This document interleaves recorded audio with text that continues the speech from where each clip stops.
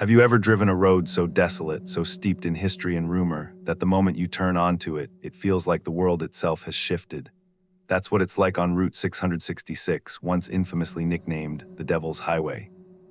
Stretching across northern Arizona and New Mexico, it cuts through desert plateaus, jagged canyons, and mountains that look older than time.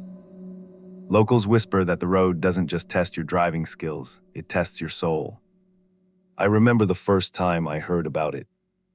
Friends joked about cursed mile markers, ghostly figures darting across the highway, and vehicles stalling for no reason.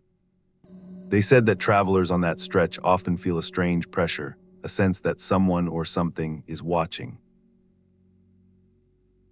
Some spoke of accidents happening in clusters, cars veering off the road without warning, lights appearing in the distance that vanish when you get close.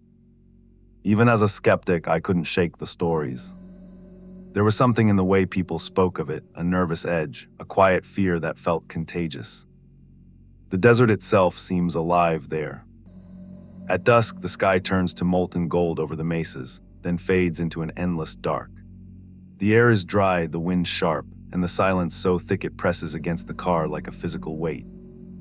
Driving Route 666 at night is different from any other highway. The isolation makes every shadow longer, every distant sound sharper.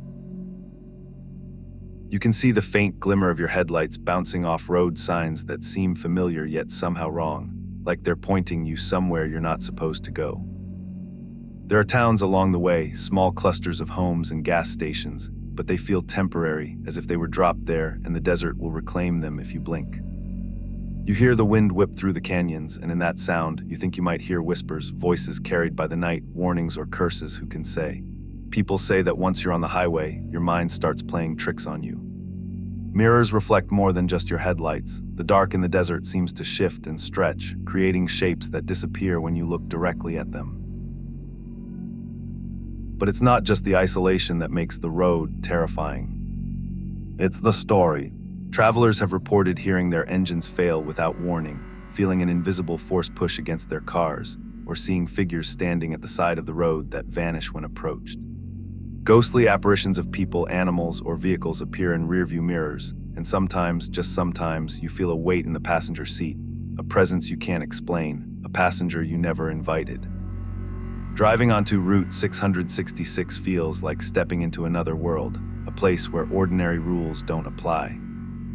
And as the sun dips behind the desert ridges and night swallows the asphalt, the stories start to feel less like legends and more like warnings. That's when you realize this isn't just a highway. This is a place that watches you.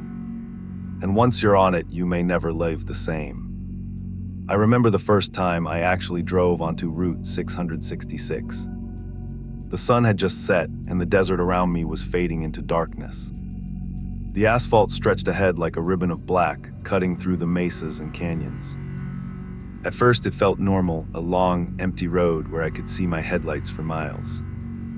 But the moment I hit that highway, something shifted. The air felt heavier, the wind sharper, and I realized I was completely alone. The first signs were subtle, almost easy to dismiss. My radio started crackling, even though I hadn't touched it. One station faded in and out, a jumble of static and strange whispers I couldn't understand. Then my speedometer started acting strangely, jumping from 50 to 0 and back again, as if the car was possessed. I slammed my foot on the brakes, but the vehicle didn't respond the way it should. My pulse spiked and I forced myself to take a deep breath, telling myself it was just a mechanical glitch. As the night deepened, the real oddities began. Shadows appeared at the edge of my headlights, fleeting but distinct shapes that didn't belong. Sometimes it looked like a figure standing by the side of the road, sometimes just a dark shape that disappeared when I blinked. The desert wind carried noises that sounded almost human, whispers, distant footsteps, the faint creak of a door. I glanced in the rearview mirror, half expecting to see someone following me, but the road behind was empty. And then there were the mile markers. Locals talk about them as cursed, and now I understood why. They seemed normal at first, but after a while, I realized I was passing the same numbers over and over, like the road had stopped moving forward. A sense of being trapped began to creep in, subtle at first, then insistent. My hands gripped the steering wheel tighter, and I felt a chill sweep through the car, like ice on my skin, even though the air conditioner was off. The isolation starts to play tricks on your mind. You notice small details, a rock that wasn't there before, a shadow that stretches too far, headlights in the distance that vanish when you get closer. I remember thinking I wasn't really seeing things, that my brain was just reacting to the empty darkness. But then my headlights caught a glimpse of something moving across the road, too fast to be human, too solid to be a trick of the light. By the time I reached for the brake, it had disappeared, leaving nothing behind but the echo of something unseen. That's the thing about Route 666, it begins subtly. First, a malfunctioning car, then a strange noise, a fleeting shadow, a feeling that the highway itself is watching you. You tell yourself it's all in your head, that the desert is playing tricks. But the moment you notice you're not alone on that road, even when no one else is there, that's when you realize the devil's highway is not just a road. It's a test, and once it starts testing you, there's no turning back. By the time I reached the middle stretch of Route 666, the highway stopped feeling like a road and started feeling like a trap. The desert around me was vast, silent, and oppressive, the kind of silence that presses against your chest and makes your heart pound for no reason. That's when the strange things began happening, the kind of things that make you question whether the world you're seeing is even real. The first real encounter was with a figure on the side of the road. At first, I thought it was another driver stranded in the desert. But as I slowed down, headlights illuminating the empty shoulder, I realized it wasn't human. Its shape was tall and shadowed, featureless, but it seemed to move with purpose, watching me, almost studying the car. I blinked and it was gone. There was no tire mark, no disturbance in the dirt, nothing to suggest it had ever been there at all. Then the car started acting up in ways that defied explanation. My engine would sputter and die, only to roar back to life a moment later. The speedometer would jump erratically. The headlights flickered, throwing shadows across the mesas that twisted and stretched unnaturally. I even saw what looked like another vehicle in the distance, coming toward me. But as I tried to get a better look, it vanished into the blackness, leaving the road empty once again. The wind carried whispers, soft, unintelligible, sometimes urgent, sometimes mocking. I could swear I heard someone call my name, faintly at first, growing louder, then fading away like it was carried off by the desert itself. The feeling of being watched intensified. Every time I glanced at the passenger seat, I imagined seeing a shadow there, as if someone had joined me for the ride without my knowing. Then came the mile markers, they twisted the sense of space. I would pass one marker, keep driving, and soon see it again. And again. It was like the road itself had loops, repeating itself in ways that made no sense. The desert seemed alive, reshaping itself to keep me there, forcing me to confront the feeling that I wasn't traveling through a place, but being observed by something that didn't belong to this world. Other travelers have reported similar experiences. Sudden figures crossing the road, voices that don't belong, cars stalling for no reason, and shadows that follow them in their rearview mirrors. On Route 666, ordinary events become supernatural. A lonely night drive transforms into a test of sanity and endurance, where the landscape itself seems to have malevolent intent. By the time I finally pulled over to catch my breath, I realized something horrifying. The Devil's Highway doesn't just host strange events, it draws them out. It finds the vulnerable, the cautious, the curious, and makes them feel, for just a few miles, that reality has thinned. And the deeper you go, the more you begin to wonder, is it really the road that's cursed, or the travelers themselves? By the time I reached the lonelier stretches of Route 666, the road had stopped feeling like a road. It felt like a living thing, dark, patient, and observant. The shadows stretched unnaturally across the asphalt, the wind carried whispers that were almost intelligible, and the desert around me seemed to pulse with some hidden life. Every instinct screamed to turn back, but there's a strange compulsion on that highway. Once you're on it, it wants you to continue, to see what it wants you to see. The encounters became more direct. One moment my headlights illuminated a shape standing in the middle of the road, tall, thin, unmoving.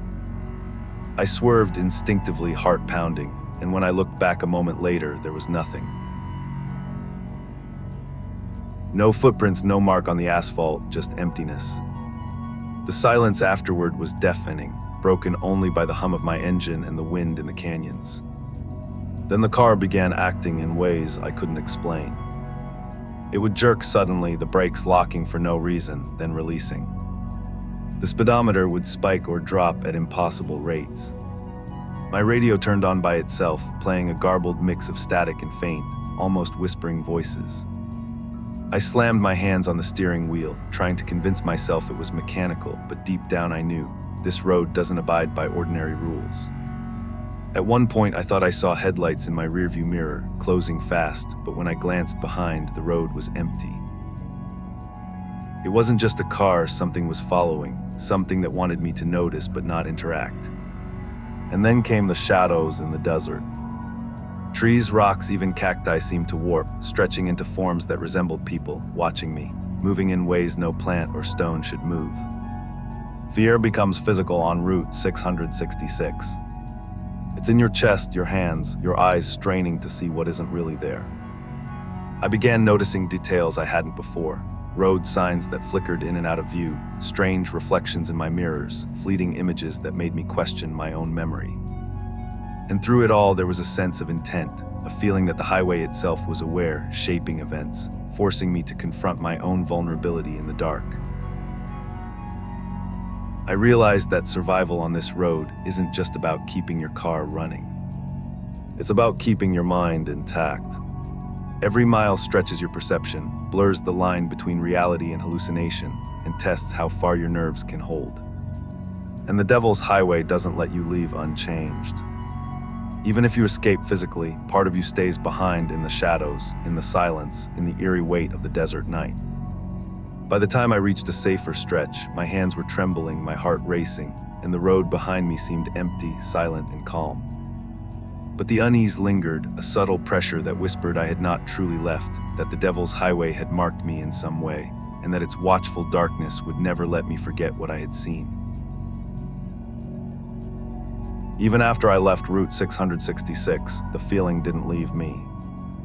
It wasn't just the stretch of asphalt, the mesas, or the desert night that haunted me. It was the knowledge that something on that road had been aware of me, watching, waiting, testing me, and I had no way of knowing what it truly was. Even back in the safety of the city, the memories replayed, shadows that weren't supposed to move, whispers that weren't human, headlights in the distance that disappeared when I tried to reach them. Friends told me I imagined it, that the isolation and darkness had played tricks on my mind. Maybe they were right. Maybe the radio crackles, the speedometer spikes, the fleeting figures were all psychological. But the unease lingered anyway, like a residue I couldn't wash off. Driving on normal highways afterward, I would catch a shadow out of the corner of my eye and feel that old panic rise in my chest. A mile marker might appear familiar, and I'd realize it's the same number I'd passed on that cursed road, and my stomach would twist. Over the years, countless travelers have shared their own tales of the Devil's Highway. Cars that die inexplicably, apparitions on the roadside, voices in the wind, shadows that vanish when approached. Some speak of near misses that leave permanent fear etched in their minds. Others tell of entire nights spent navigating in terror, feeling like the road itself is alive and malevolent. The highway has a reputation for finding the curious, the brave, the foolish, and bending their experiences into something they will never forget. There's a lesson buried in all of it. Isolation magnifies fear, and on Route 666, that fear is tangible. The desert doesn't just surround you, it penetrates you. The mountains, the canyons, the emptiness, they become characters in the story, silent observers, relentless and indifferent. You can't escape the sensation of being watched, the subtle manipulation of perception, or the creeping idea that something is just beyond the range of your headlights, waiting for you to notice. Even today, I find myself thinking about that night, about the miles I traveled and the shadows I couldn't explain. Every time I hear the story of someone else driving the Devil's Highway, I remember that road is patient, unyielding, and eternal. It doesn't need to kill or steal or vanish anyone to terrify. Simply being on it is enough. And for those who drive it at night alone, with only the desert and the darkness as companions, the road keeps its secrets and the memory of it never truly leaves. Route 666 isn't just a highway.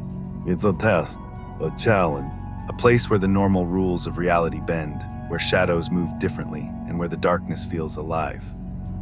And once you've driven it, once you've felt its weight and watched its strange phenomena unfold around you, you understand why it earned the name, the Devil's Highway. You never forget, and part of you never leaves.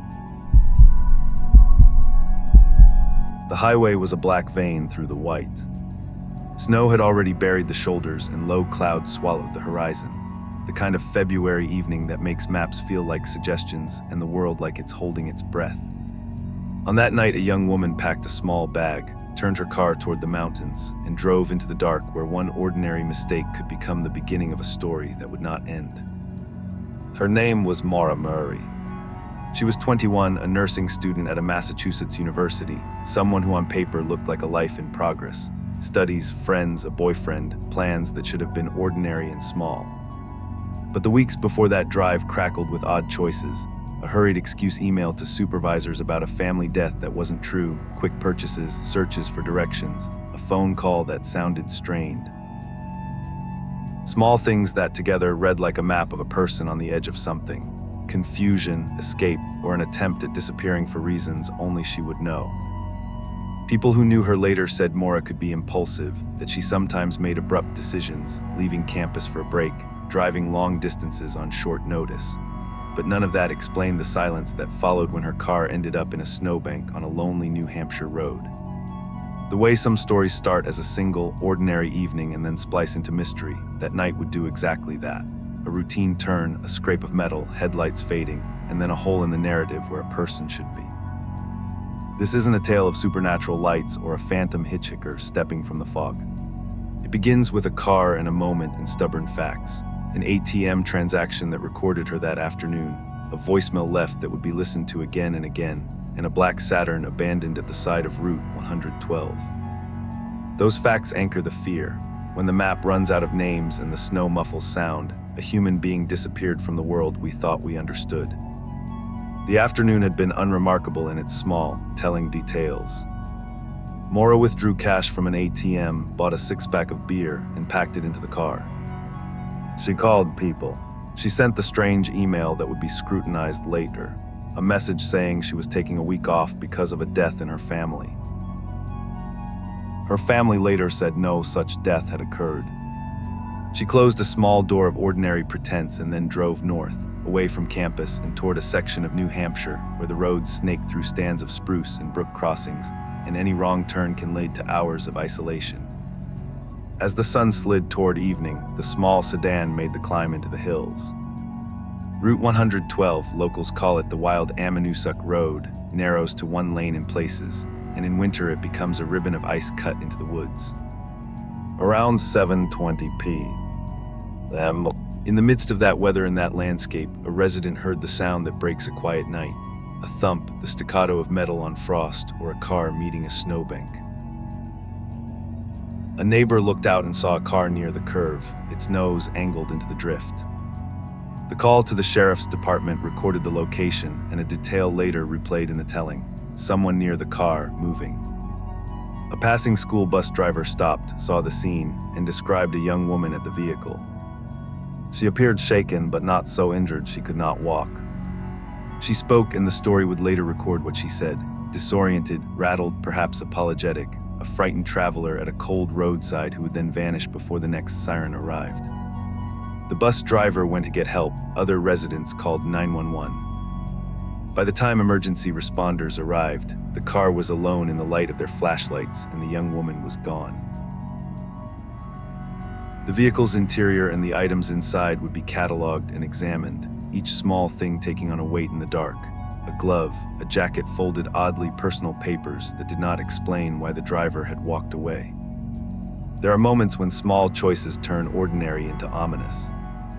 She'd packed things a certain way, she'd driven a route she didn't need to take, she'd left the campus she belonged to. Each turn of the wheel was only a thread, and those threads would be pulled taut by investigators, bloggers, podcast hosts, and a family that refused to let the silence remain. But on that night, none of them were there to see what became of Mora after she walked away from the crumpled Saturn and into the white that seemed to swallow sound. Imagine a cold that makes radios sound thin and makes breath visible like ghosts. The single-lane road had no cell phone bars in places. The woods rose up close on both sides. In that kind of night, an accident is not only a physical event, it is an erasure. Tracks vanish, footprints fill with fresh snow, and the human voice is small against the trees. For Mora, the accident and the empty seconds after it became the last witness to be certain she was alive. Dispatch records show the first call came around 7:27 p.m. The bus driver and at least one other resident saw someone near the car. A neighbor later described a red light glowing inside the vehicle, a phone screen perhaps, but that detail would twist in retellings and in the uncertain light of memory. When police reached the Saturn, they found no one inside. Signs of someone having been there were present: footprints, a glove, a jacket in the car, but no driver. It was as if a person had stepped out of the frame of the world and into the negative space beyond it. A tracker dog would later pick up scent from one of Mora's gloves and follow it east for some distance before losing it. That loose end has been a hinge in every theory. Did she walk until the scent faded into the forest? Was she picked up by another car? Or did something else happen in the dark that left no scent at all? For a while, people entertained the possibility that she left on foot and somehow vanished between trees and snow. But the land that swallows a single trail does not offer up clear answers, and later searches found no conclusive trace within the immediate area.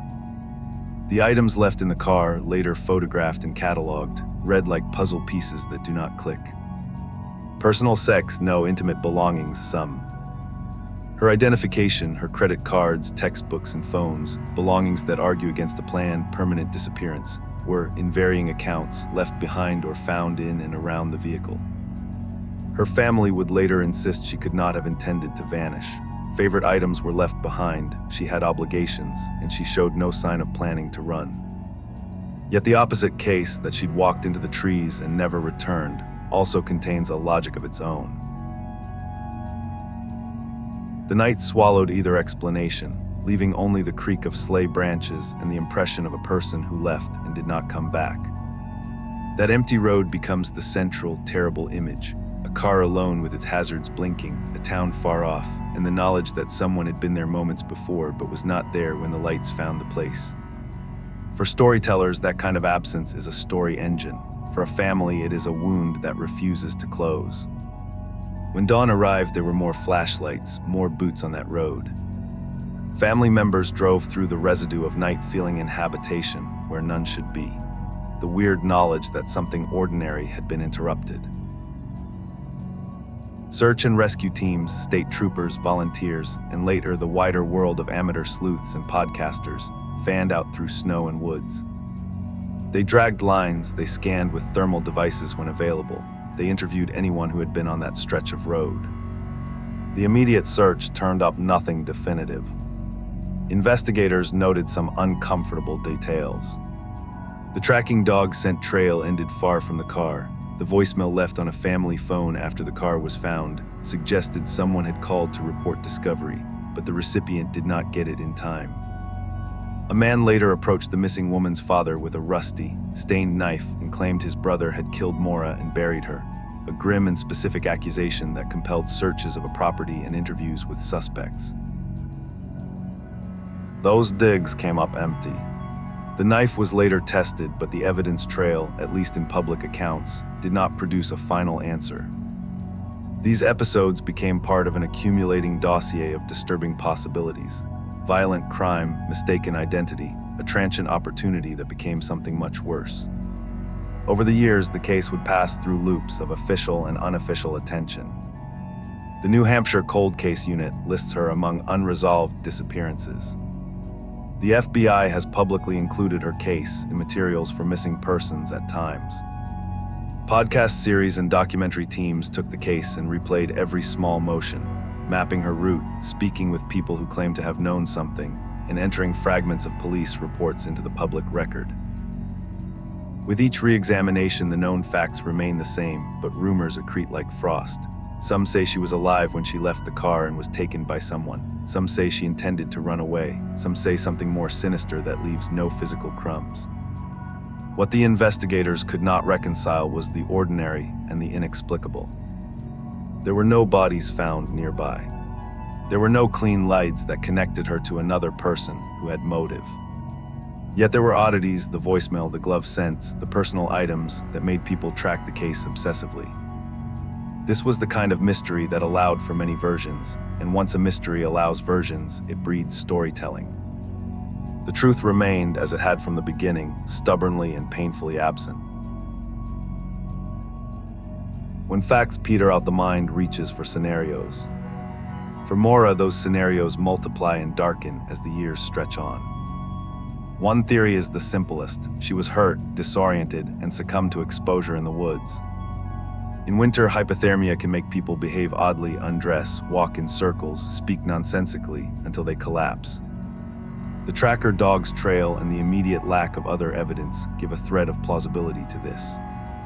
But no remains were found in the grid searches that followed, and exposure alone is an unsatisfying end because it offers no antagonist, no narrative face. Another theory is foul play. Someone stopped and offered a ride, or someone in the area knew more than they said. The human world has ways of swallowing people without leaving neat records. Men and women who live transient lives, local violence that leaves few traces, or the cruel coincidence of being in the wrong place at the wrong time. The man who later gave Maura's father a knife, and the subsequent but fruitless searches of a suspect's property, hang like a shadow over that possibility. Investigators pursued leads, family and outsiders followed, and yet no clean resolution emerged.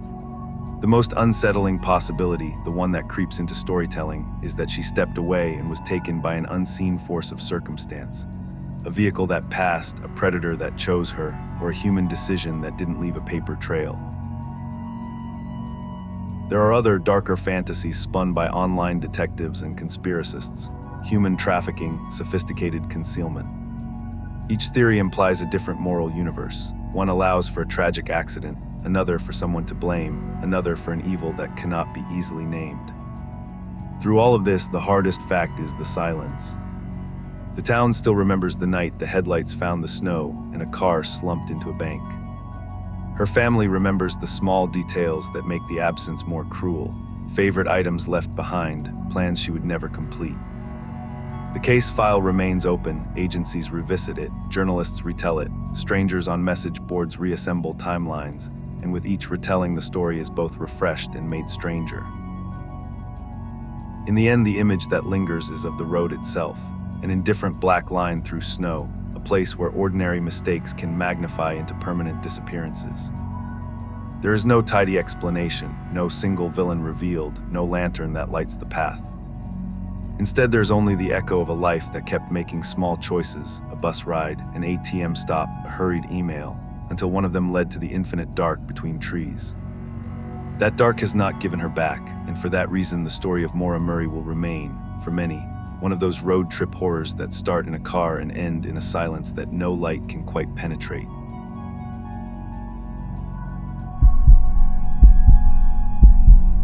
I never thought a road could feel alive until I drove down Highway 61.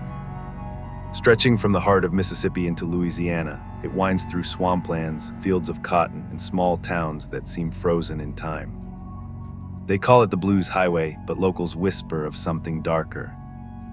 Ghostly hitchhikers, phantom vehicles, unexplained lights in the fog, stories that make your skin crawl and your mind second-guess itself. I first heard the tales in a dusty gas station outside Clarksdale. The attendant, an old man with sunken eyes, leaned on the counter and said, "You drive 61 after dark, and you might meet someone who shouldn't be there. Someone who ain't supposed to live." I laughed at first. Ghost stories are for campfires, aren't they? But there was a weight in his tone, a chill that hung in the humid air, and I realized he wasn't joking. Turning onto the highway as the sun dipped below the horizon, the scenery shifted. Cotton fields faded into tangled cypress and twisted oaks, their roots reaching toward the shoulder as if trying to pull the earth closer. The humid air wrapped around me like a blanket, sticky and heavy, carrying the smell of wet earth and decaying leaves. Silence pressed against the car, thick and heavy, broken only by the faint hum of the tires on the asphalt. My pulse thrummed in my ears, and the first hints of unease began to creep in. It started subtly, shadows that didn't belong, shapes at the edge of my headlights, flitting in and out of vision. I saw one figure standing still, tall and thin, almost blending into the trees. At first, I thought it was a stranded traveler, but the longer I looked, the less human it seemed. When I slowed, it vanished entirely, leaving no footprints, no sign that anyone had been there. The fog rolled in soon after, not a gentle mist, but a creeping wall that swallowed the road edges, twisting the familiar into something alien. Within it, faint lights shimmered, almost like lanterns held by unseen hands, moving gently, then disappearing when I tried to focus. The local legends spoke of these moments. Hitchhikers who vanish mid-ride, drivers chased by phantom trucks, unexplained voices in the wind. I wanted to dismiss it all, to chalk it up to fog and exhaustion, but even my rational mind couldn't ignore the feeling pressing against my chest, a weight that told me I was being watched. The longer I drove, the heavier that sensation became, like the highway itself had taken note of me, observing from the dark corners of the swamp. The fog thickened, curling around the wheels and mirrors, and the subtle sounds of the swamp emerged, rustling leaves, distant croaks, the snap of twigs that couldn't possibly have been underfoot. And then I heard it, a faint strumming of a blues guitar, distant, melancholic, impossible. There was no one, no house, no source. Yet the notes lingered, bending through the air, mingling with the fog as though the highway itself was singing, a mournful lament that made every hair on my arms stand on end. I pressed on, gripping the steering wheel tighter, eyes straining to catch every shadow, every movement. The stories of Highway 61 weren't just tales. I felt them in my chest, in the slick heat of the night, in the uneasy rhythm of the tires against the asphalt. Every mile seemed to pull me deeper, and I knew the real journey had only just begun. As the night deepened, the fog grew heavier, curling around the car like living fingers, swallowing the edges of the asphalt and obscuring the roadside trees. I began to notice shadows that didn't belong, dark shapes that darted just beyond my headlights. At first, I tried to convince myself it was nothing, my imagination playing tricks, the natural distortion of fog and moonlight. But then I saw them again, standing by the roadside, motionless. At a distance, they appeared human, perhaps a hitchhiker waiting for a ride, but as I approached, their outlines blurred and they seemed wrong. One figure, tall and thin, with clothes dripping as if they'd just emerged from the swamp, turned slowly to face me. Its eyes were hollow, empty sockets that reflected nothing. I blinked and it was gone, leaving only a faint dampness on the gravel where it had stood. The highway seemed to respond to my fear, stretching and bending, folding space in ways that made it impossible to judge distance. I passed mile markers that flickered under my headlights, some old and weathered, others unnaturally new, appearing over and over, repeating themselves as if the road had lost its shape. Occasionally, I thought I glimpsed another car in the distance, headlights approaching fast, but as I tried to focus, it vanished without a trace, leaving only the sound of my own engine and the whispering fog. And the whispers began. At first soft, almost imperceptible, carried on the humid wind. I couldn't make out the words, though they sounded vaguely human, sometimes pleading, sometimes mocking. They moved with me, rising and falling in pitch and tone, appearing to come from the trees, the swamp, or sometimes the fog itself. I wanted to dismiss it, to call it a trick of my mind, but my skin prickled, my heartbeat raced, and I felt an undeniable presence closing in, unseen yet unmistakable. Then the highway showed me another kind of horror, movement in the fog. Small lights would appear, swinging like lanterns held by unseen hands, bobbing up and down as if beckoning. On a few occasions, I saw headlights appear in my rearview mirror, growing closer at impossible speeds, only to vanish when I turned to check. One time, a shadowy truck seemed to materialize directly in front of me on the road, forcing me to slam the brakes, my tires skidding on the slick asphalt. When I looked again, nothing remained, no truck, no tire marks, nothing. The highway seemed almost playful in its cruelty, teasing, testing, and keeping me off balance. I tried to speak aloud, telling myself that it was just fog, just fatigue, just imagination. But the voices in the wind only grew louder, clearer, layered with the distant, mournful strumming of a blues guitar. notes echoing through the trees and fog as if carried from another time. The music was haunting, sorrowful, and yet somehow menacing, mixing with the whispers and the shifting shadows to make the night feel alive, sentient, and aware of me. At one point, I considered turning back, retracing my path, but the road behind seemed to stretch endlessly, folding in on itself. Every turn brought another flicker of light, another shadow, another fleeting figure that vanished when approached. Highway 61 was no longer a stretch of asphalt. It was a corridor of memory and fear, stretching and bending to remind me I was not alone, and perhaps had never truly been alone. The deeper I drove into the night, the more Highway 61 seemed to shift beneath me. The fog thickened until it felt almost tangible, curling around the car, muting the world outside. Shadows stretched unnaturally, bending and twisting in ways that no tree or bush could create. Every curve in the road seemed longer than it should be, every mile dragging on, folding time into something strange and uncertain.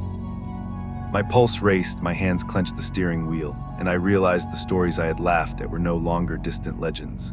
They were unfolding around me. Then came the first unmistakable encounter. A figure appeared directly on the road ahead. At first I thought it was a deer or some other animal, but the outline was too upright, too deliberate.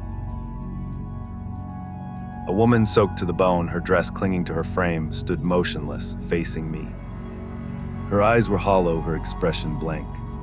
I slammed the brakes, but by the time I shifted into reverse to avoid her, she had vanished, leaving nothing behind except a damp patch on the asphalt. My heart thumped so loudly it seemed to echo in the dense night. The encounter was brief, but the image lingered in my mind, refusing to fade. A few miles later, I saw headlights flickering in the distance, approaching fast, then slowing as though aware of my pace. I swerved off the shoulder to avoid a collision, but when I looked again, there was nothing, no headlights, no vehicle, not even the faint reflection in the rearview mirror. Each time I thought I had seen reality, the highway warped it, bending the ordinary into something terrifyingly unfamiliar. The mile markers repeated, numbers reappearing as if the road looped upon itself, disorienting me further. The whispers began again, louder this time, carrying over the engine's hum. Words I couldn't understand, half-formed phrases, voices pleading, mocking, warning. They seemed to come from every direction, the fog, the trees, the swamp, even from inside the car. My imagination tried to rationalize it, but even as I tried, the air grew heavy, oppressive, pressing against my chest. I could feel something following me, not a vehicle, not a person, but a presence. Always there, just beyond perception, watching, waiting, testing. And then the blues music returned. It was closer this time, strumming from nowhere, notes rich and haunting, echoing through the cypress trees. It carried a sorrow I could feel in my bones, mixed with something menacing, like the highway itself was singing a lament for the lost. The fog swirled with each note, lights flickered like lanterns held by unseen hands, and shadows darted across the road in the corners of my vision. I realized that the highway was alive in its own way, feeding off the fear, bending time, and twisting space, showing me a world where reality and legend merged. By the time I reached a particularly isolated stretch, the air seemed to thrum, the night itself vibrating with anticipation. Figures appeared at the roadside again, tall, thin, soaked, featureless faces or fleeting glimpses of children, eyes too bright, staring. Phantom trucks roared past, only to vanish when I blinked. Every turn, every mile, every sound felt like it was orchestrated to unsettle me, to remind me that this was no ordinary road, and I was no ordinary traveler. The hours blurred into one another, and I felt reality slipping away. Highway 61 no longer seemed like a road. It was a corridor suspended in fog and shadows, a place where time folded and perception twisted. Every sound was amplified, the hum of the tires on asphalt, the distant croak of frogs, the rustle of unseen creatures in the cypress swamp. But layered beneath all that was something else, whispers faint at first, then growing, voices threading through the night like a warning. I couldn't understand the words, yet they carried meaning, a sense of urgency, a plea I couldn't ignore. Figures appeared more frequently, some at the roadside, some seemingly in the middle of the asphalt, emerging from the fog as if born from it.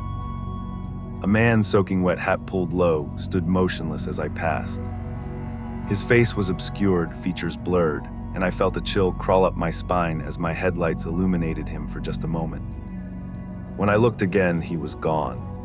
Another time, a group of children appeared near an abandoned farmhouse, pale, silent, eyes too wide for comfort.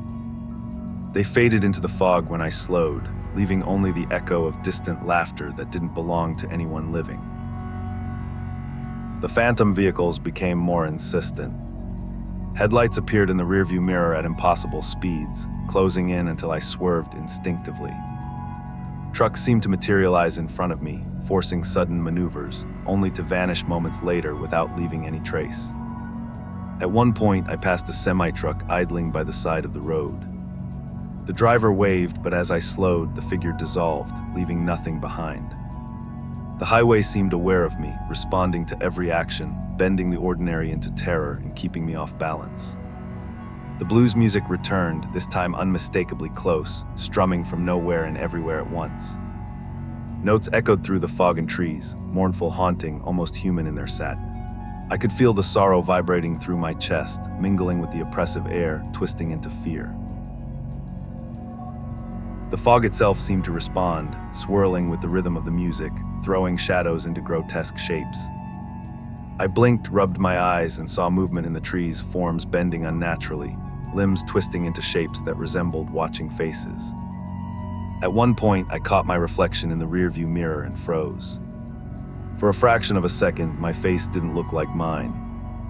The eyes seemed too wide, too dark, the expression blank, hollow. I blinked and it was back to normal, but the image lingered in my mind, a reminder that the highway wasn't just outside the car, it had found a way in. Every mile stretched, every turn repeated, every marker flickered. I couldn't trust my senses. Time had no meaning, distances warped. The fog swallowed everything beyond my headlights. By then, exhaustion was crawling over me, but I couldn't stop, couldn't escape the sensation that the highway wanted me to see it all, wanted me to feel every whisper, every shadow, every fleeting figure. The road had become a living entity, feeding on my awareness, drawing me further into its realm, and teaching me the truth of the legends.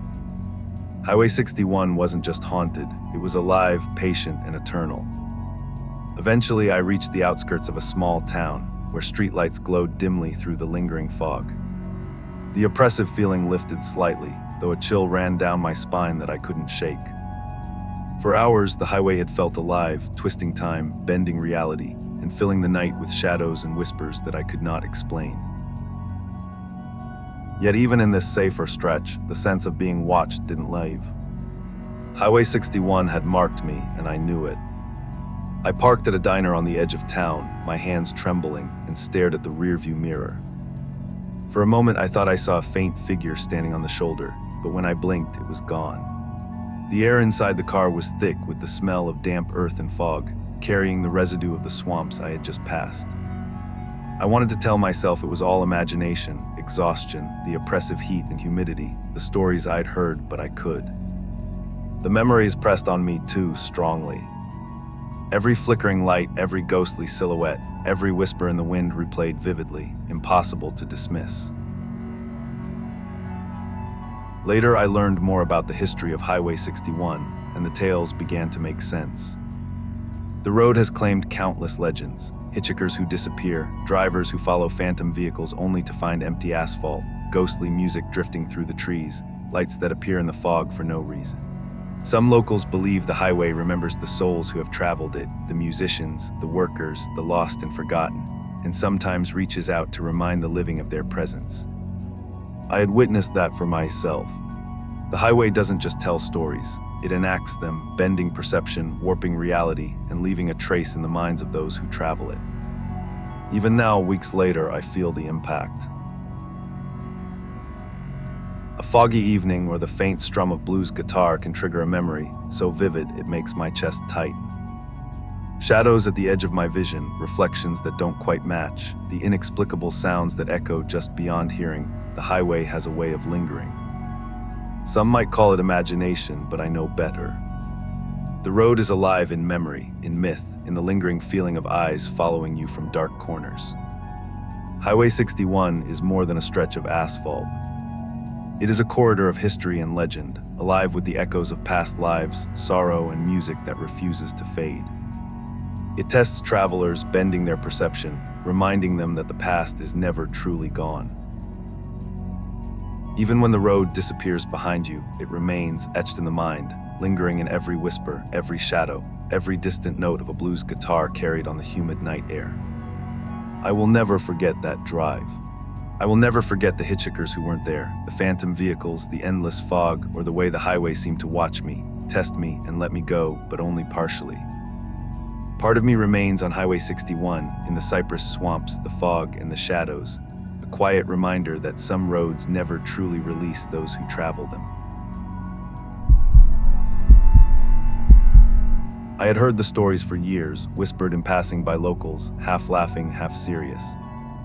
The Pine Barrens of New Jersey were said to be haunted, home to a creature older than the towns themselves, the Jersey Devil. Winged, hoofed, and demonic, it had been spotted by travelers for centuries, disappearing into the thick forests and fog.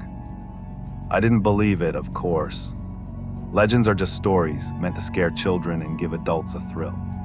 But one night I decided to drive through the Pine Barrens alone, hoping to see the vast wilderness and maybe get a glimpse of the eerie, endless forests I had only heard about. The road was narrow, flanked on both sides by dense pine trees and scrub, their dark silhouettes blotting out the moonlight. The asphalt seemed to stretch endlessly, twisting and turning in ways that made me question how far I had really gone. It was quiet, too quiet, except for the hum of the engine and the occasional rustle of leaves in the wind. Every so often, the road would open to a small clearing, illuminated by the faint glow of the moon, and I would catch a glimpse of something moving at the edge of the trees. I told myself it was just a deer or maybe the wind, but my stomach tightened each time, a chill that had nothing to do with the air conditioning. As the night wore on, the forest seemed to close in. Shadows moved just beyond the headlights, tall shapes that flickered in and out of perception. I began noticing strange marks along the roadside, deep scratches in the bark of trees, footprints that didn't match any animal I knew.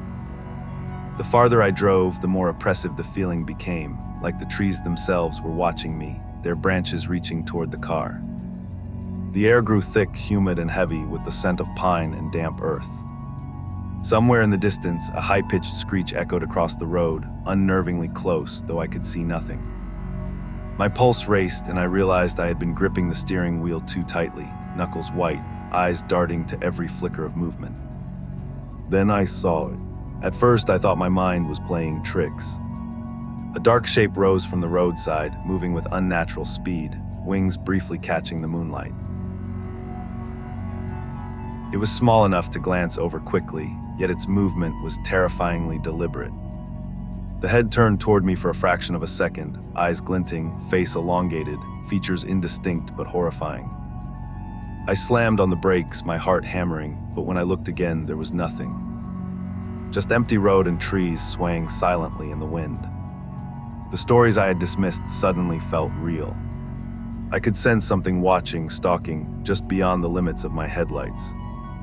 Every rustle of leaves, every distant snap of a branch made me flinch. I wanted to convince myself it was only fear, only imagination, but every instinct screamed otherwise. The Pine Barrens weren't just dark, they were alive, and whatever was out there wasn't human. I realized that driving alone at night in these woods wasn't just dangerous, it was inviting the unknown to test me, to remind me of legends that had survived centuries for a reason.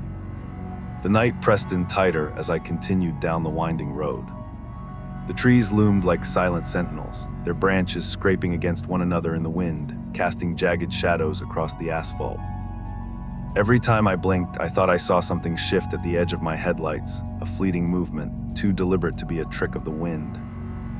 My pulse raced and my grip on the steering wheel tightened. I could feel my mind beginning to twist between skepticism and the growing, undeniable terror that I was not alone. It started subtly. Rustling in the underbrush, small shadows flitting between trees, a shape here or there that could have been mistaken for a deer. But soon I began noticing signs that were unmistakable, clawed scratches along tree trunks, deep gouges in the soil, tracks too large and uneven to be human. The further I drove, the more these markings appeared, as if someone or something had been following the road ahead of me, waiting. The silence around me was absolute, save for my own engine and the occasional distant screech that made me flinch, wondering if it had come from behind or above. And then I saw it again. This time, the creature didn't just flit across the roadside. It landed briefly in a clearing backlit by the pale moonlight.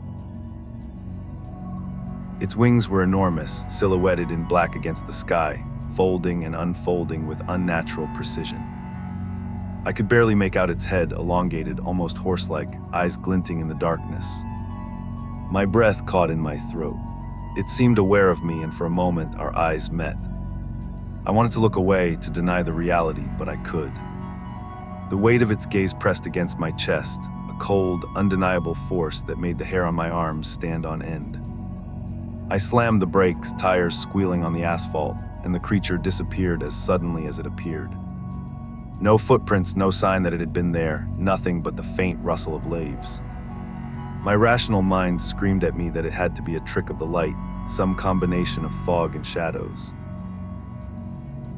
But deep down, I knew the truth. The Jersey Devil wasn't just a legend. It existed, and it had been watching me. The road grew even narrower, winding tighter between thick pines that seemed to bend closer with every mile. The darkness felt denser here, almost tangible, and the air smelled damp and earthy, mixed with a faint metallic tang I couldn't identify. Every sound was amplified, twigs snapping, leaves rustling, an occasional hoot from an owl, and always that sense of being pursued. I began to notice shapes flitting just beyond my headlights, always just out of reach, never close enough to be caught, always disappearing the instant I tried to focus. Time seemed to stretch unnaturally. Minutes became hours, and I lost all sense of distance. Every turn of the road revealed another shadow, another distant screech, another rustle in the underbrush. I was no longer just driving. I was navigating a living, breathing nightmare, one that had waited centuries to test anyone foolish enough to traverse these woods alone at night. The Pine Barrens were patient, and the Jersey Devil even more so. By now, my nerves were stretched thin, every sense on high alert. The road twisted unnaturally through the dense forest, each turn seeming longer than the last, as if the Pine Barrens themselves were warping the asphalt. The darkness pressed in from all sides, thick and suffocating, and the fog that had begun earlier now clung to the trees and asphalt in heavy sheets, muting sound and distorting shapes. Every flicker of movement made my pulse spike. A deer, a shadow, or something far worse. Then it appeared again, this time closer. I caught only a glimpse at first, a dark shape leaping across the road from one side to the other, landing on all fours before straightening upright and disappearing into the trees. My heart slammed in my chest. The sound of its wings flapping reached my ears, low, rasping, unnatural. The wind seemed to carry it toward me, even though the air was still. I slammed on the brakes, my tires skidding slightly on the damp asphalt, and swerved instinctively to avoid whatever had crossed my path. By the time I looked back, there was nothing. No tracks, no disturbed earth, no sign it had ever been there. Only the lingering echo of a scream, high-pitched and inhuman, carried by the wind. My eyes darted constantly to the shadows, searching for any sign of movement. Every sound became a warning, the snap of a twig, the rustle of leaves, an owl hooting in the distance. Occasionally I saw eyes glinting in the fog, always just out of focus, always watching. I tried to convince myself it was exhaustion, paranoia, or some combination of fog and imagination, but deep down I knew the truth. The Jersey Devil was real, and it was aware of me.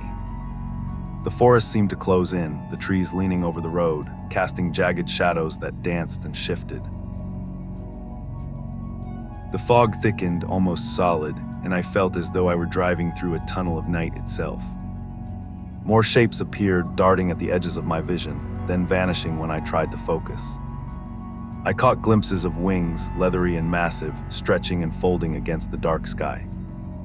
Sometimes I thought I saw a face, long, elongated, with eyes that burned like coals, but every time I blinked, the image dissolved. Then the sound came low, guttural, almost like growling, echoing through the fog and forest. It came from behind, then beside, then above, surrounding me from all directions.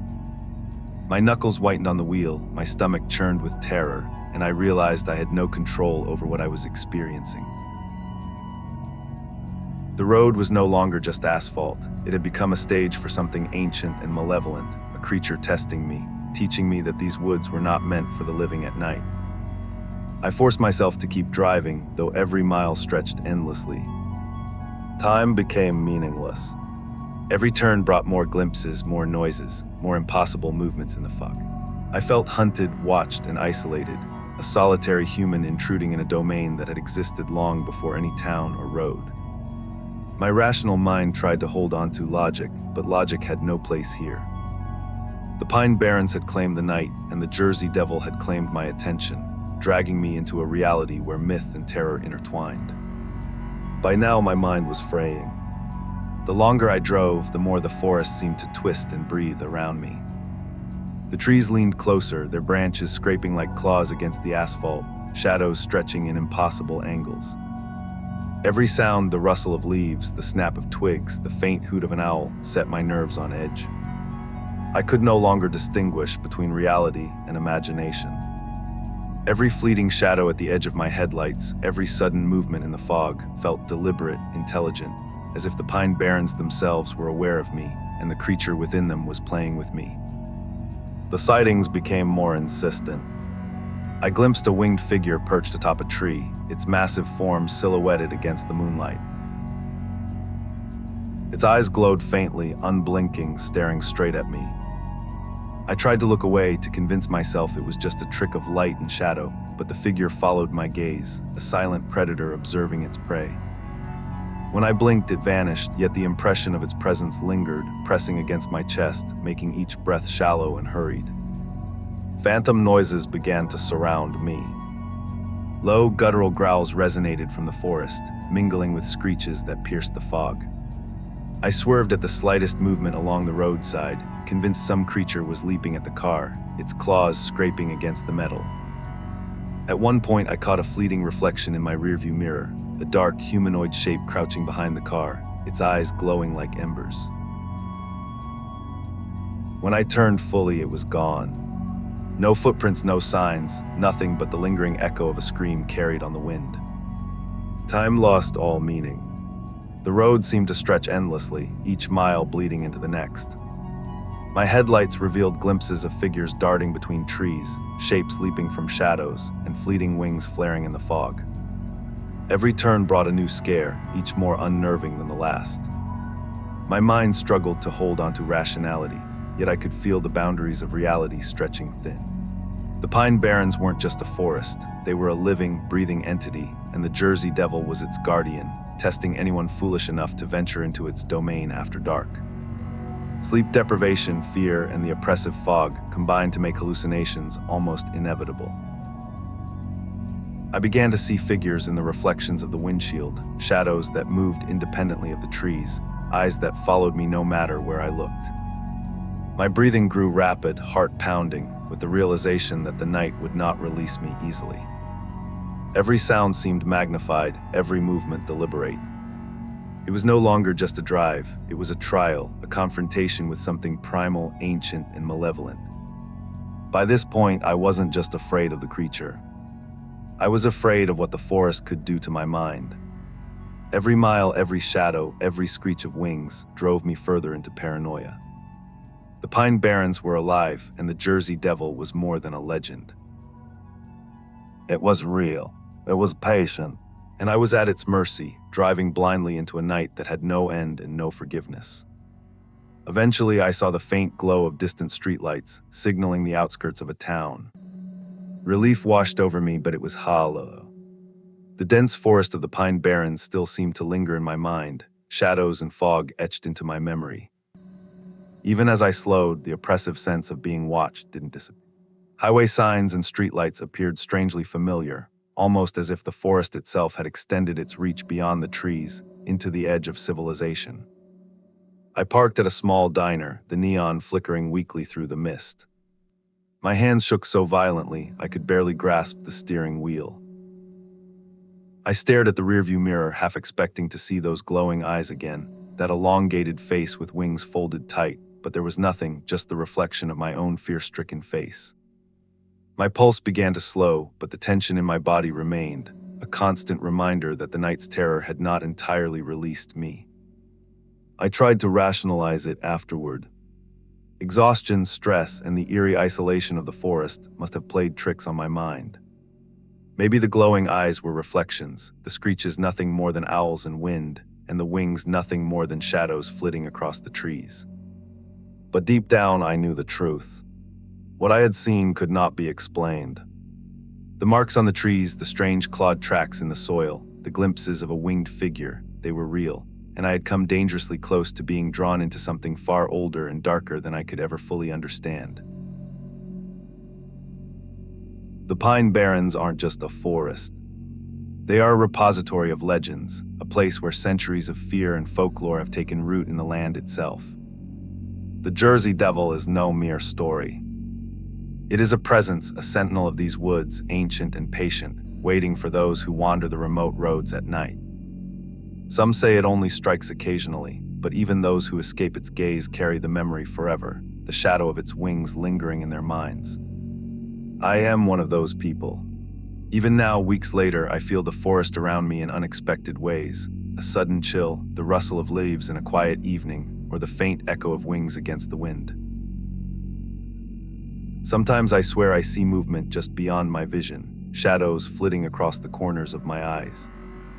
My dreams are haunted by those glowing eyes and elongated faces, by the feeling of wings brushing past me in the darkness.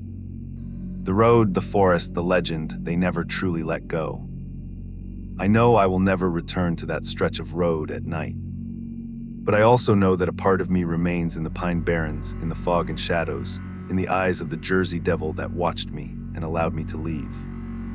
Some stories are warnings. Some are memory. Some are alive, waiting for the next traveler foolish enough to drive down a lonely road at night, where legend and reality collide and fear becomes tangible.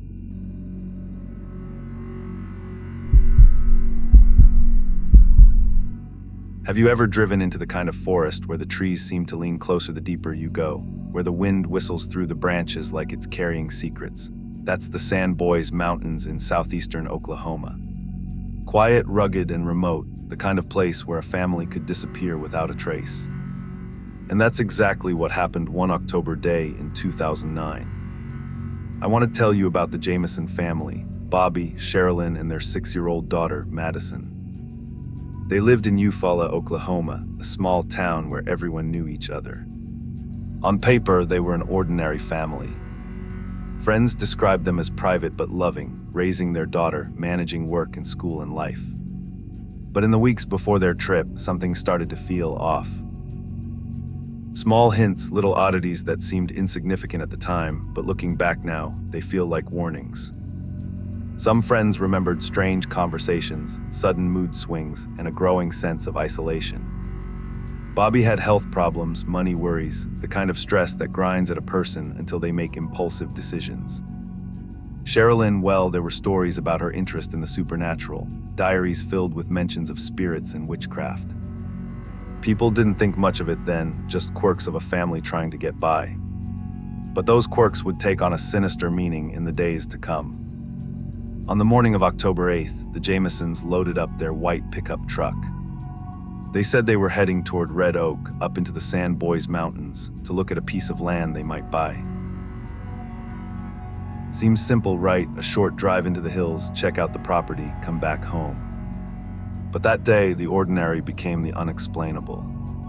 That truck would be found days later, abandoned on a remote dirt road.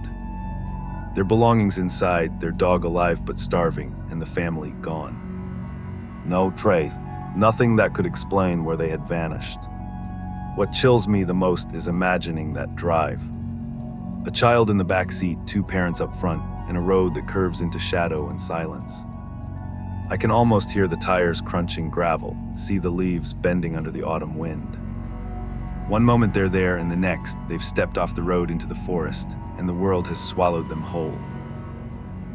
The Jameson family vanished into the Sand Boys Mountains that day, leaving behind a story that would haunt the hills, the locals, and anyone who tries to piece together what really happened.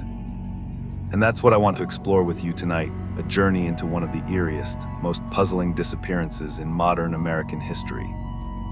So picture this, the Jamesons are driving deeper into the Sand Boys Mountains. The roads are narrow, winding, and the forest presses close on both sides. The kind of place where even in daylight you can feel the trees watching, and by evening the shadows swallow everything. Bobby is at the wheel, Sherilyn beside him, Madison in the back. It must have seemed like a simple outing, a family checking out a piece of land they hoped to buy, but what happened next would turn that ordinary drive into a mystery that's haunted Oklahoma ever since. Days later, hunters came across their truck, sitting alone on a dirt track. It was perfectly intact, like the family had just stepped out for a moment and never returned. No wreckage, no evidence of struggle. But when investigators looked inside, the scene sent shivers down their spines. Inside the cab, everything was still. Bobby's wallet rested where he'd left it. Sherilyn's purse lay on the seat. Madison's toys were tucked beside her car seat, untouched. And their dog's small, malnourished shivering was still alive, trapped inside. Somehow it had survived days without food or water, while the people it belonged to had vanished. Imagine standing there, seeing a living witness staring back at you, and realizing it's the only sign of life left from the family. And then there was the money. Over $32,000 stuffed under the driver's seat. No explanation, no records, no withdrawals, just cash, hidden and untouched.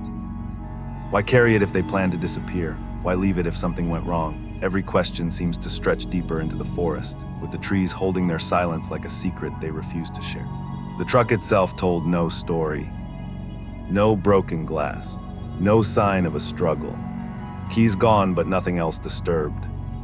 You could imagine them parking it, stepping out for a short walk, and disappearing into the hills like ghosts. Searchers spread into the forest immediately, walking ridgelines, combing hollows, calling out into the cold air, but the mountains gave nothing back. Even now, when I think about it, I can picture standing at that road's edge at dusk, the wind moving through the pines, the shadows stretching long across the dirt track. The truck sits there, silent and intact. A child's backpack, a purse, a car seat, a dog, all ordinary items in an extraordinary scene. And the family gone. Not missing in the usual sense. Just vanished. That abandoned truck became the symbol of the Jamesons' disappearance. A life paused mid-action, a mystery frozen in time, a forest full of unanswered questions. Every object inside became a clue. Every mile of dirt rode a potential path that led nowhere. And as the hunters and deputies left that day, I can't imagine they felt anything but a deep, bone-chilling unease. The sense that something was not right, that the forest had swallowed more than just a family. It had swallowed certainty itself. When the deputies and searchers finally stepped closer to that white pickup, it was like walking into a frozen scene from a nightmare. Everything inside the cab was exactly where it should be, or maybe exactly where it should. Bobby's wallet folded neatly on the seat, Sherilyn's purse tucked carefully beside him, Madison's toys lying untouched in her car seat. The ordinary arrangement of belongings was the last clue of normalcy, and yet it made the scene feel even more sinister. It was as if the family had simply paused mid-motion and then disappeared. And then there was the dog. That little terrier mix, weak and malnourished, looked up at everyone standing around the truck. Alive but barely. Its presence was haunting, a silent witness to the unknown. If anyone had been hoping for a sign of where the Jamesons went, the dog's terrified, helpless eyes offered no answers. It was the only living thing left behind, pacing and whining, while the humans it belonged to were gone. Then the money. Over $32,000 bundled neatly under the driver's seat. No one knew where it had come from. No bank records explained it. No one knew why the family carried it with them, and yet they didn't touch it. Cash that could have been a fresh start, left behind, as if the family had been interrupted mid-plan. Every detail piled on the unease, twisting the ordinary into something deeply unsettling. The truck itself told no story of violence. No signs of a struggle. No broken windows or doors forced open. Keys were missing, yes, but nothing else suggested what had happened. Standing there looking into the cab, it was impossible not to feel the forest closing in. You can almost hear the trees whisper, the wind moving through the pines like it's carrying secrets too terrible to speak aloud. Local whispers started to spread. Some thought the Jamesons had planned to run away, take the cash, and start fresh somewhere else, but why leave their child? Others suspected foul play, perhaps tied to drugs, debt, or some dark encounter in the hills. And then there were the strange stories tied to Sherilyn's journals, mentions of spirits and witchcraft, odd beliefs that some unseen force could be guiding events. It's hard to know what to believe, but when you stand at that road's edge in the mountains, it's easy to feel that something beyond understanding touched that family. Even now, if you look at the photos of the truck from that day, you can sense it. The toys, the wallets, the dog, the cash, all frozen in time, all pointing to the same chilling truth. A family vanished, leaving nothing but ordinary items and unanswered questions. It's one of those cases that doesn't just confuse investigators, it unsettles anyone who tries to picture what really happened. The forest keeps its secrets, and the truck remains a silent, haunting witness. After the truck was found, the forest seemed to swallow every answer. Search teams fanned out through the Sandboys Mountains, deputies, volunteers, even family members. They combed the ridges and valleys, calling out into the cold, dense woods. Dogs tracked scents, flashlights swept across the dirt roads and undergrowth, and helicopters scanned from above. Days became weeks, weeks became months, and still there was nothing. No footprints beyond the clearing, no sign of struggle, no clue that could tell anyone where the Jamesons had gone. As the searches dragged on, theories began to form. Some thought the family had staged their own disappearance, taking the cash and walking off into the wilderness. Others whispered about foul play, someone who had known their route, someone who had taken them, leaving nothing behind. And then there were the strange, shadowy suggestions tied to Sherilyn's journals, where she wrote about spirits and unexplained forces. In a case like this, the line between the real and the eerie starts to blur. Months passed and the trail went cold. The forest, dense and unyielding, had kept its secrets. But 4 years later, in 2013, hunters stumbled across skeletal remains about 3 miles from where the truck had been abandoned. Investigators confirmed the worst. The bones belonged to Bobby, Sherilyn, and Madison Jameson. They were finally found, but in a way that answered almost nothing. There was no indication of cause of death, no sign of how they had moved from the truck into the woods. Standing there, looking at the sparse markers of where they were found, it's impossible not to feel the weight of the mystery. Imagine the forest as a kind of time capsule, keeping the family's last hours intact yet unreadable. Every theory, the voluntary disappearance, the foul play, the accident, the supernatural, hangs in the air, unprovable and chilling. Even in death, the Jamesons did not reveal what had happened to them in those final, terrifying days. Over the years, the case drew attention from the media, true crime shows, and amateur sleuths online. Each re-examination added small details, repeated the questions, and widened the mystery. Investigators, professionals, and armchair detectives alike could reconstruct the last known moments. The drive into the mountains, the abandoned truck, the cash and the dog, the family gone. But no reconstruction can fully explain what the forest decided to keep hidden. And that's the haunting part. The discovery of the skeletal remains should have brought closure. It should have offered answers, some kind of resolution. Instead, it only deepened the sense of unease. The Jamesons' story, frozen in the cold Oklahoma hills, reminds us that sometimes the woods don't give up their secrets, and that some disappearances leave a chill that lasts far longer than the search itself. After the skeletal remains were discovered, people tried to make sense of it all. But the Jameson disappearance isn't a case that hands you answers easily. It's the kind of story that settles in your mind like the cold of the Sandboys Mountains, persistent, uneasy, and unresolved. Some believe it was a tragic accident. The terrain is steep, the woods dense, and in Oklahoma's rugged hills, a family could easily lose their way. Maybe they wandered off the road, lost their footing, and succumbed to exposure. But if that were the case, why did they leave behind the money, their coats, their belongings? Why did they abandon their dog, the only living witness? There are too many details that don't fit, and that's what keeps the story alive in the minds of those who hear it. Others suggest foul play. Some think the family may have run afoul of criminals, maybe over debts or other dangerous encounters. Sherilyn's journals, with their mentions of spirits and dark forces, have led to speculation that she and Bobby were involved with something they couldn't control: cults, ritualistic threats, or even people who wanted their money. There's no proof for any of this, but the darkness of the remote mountains makes it easy to imagine someone watching, waiting, taking advantage of a family far from help. And then there are the more unsettling ideas. Some argue that the family's disappearance borders on the supernatural. Could it have been something in the forest itself? Something that doesn't leave footprints, doesn't announce itself, and doesn't let the living find the dead? It sounds like folklore, but when you consider the strangeness of the truck, the dog, the money, and the impossibility of piecing together the family's last steps, it's hard not to feel that eerie chill, the kind of chill that creeps along your spine when you imagine what really happened in those trees. The Jameson story lingers in the imagination because it has no neat ending. Unlike other cases, there isn't a trial, a suspect, or even a confirmed motive. The mountains, the forest, the hills, they keep their secrets. And every person who reads about the case or drives near those roads or looks at the photos of the abandoned truck feels that same creeping unease. For me, the Jameson's story is a reminder of how fragile normal life can be. One moment, a family is driving into the hills, planning to scout a piece of land.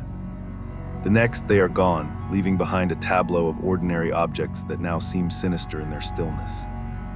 The forest took them, the world couldn't give them back, and all that remains is speculation, photographs, and a story that continues to haunt anyone who dares to imagine the last moments of Bobby, Sherilyn, and Madison Jameson. No matter how many times investigators retrace their route, or how many podcasts dissect the clues, the truth remains hidden. And maybe that's what makes this case one of the eeriest road trip disappearances in American history.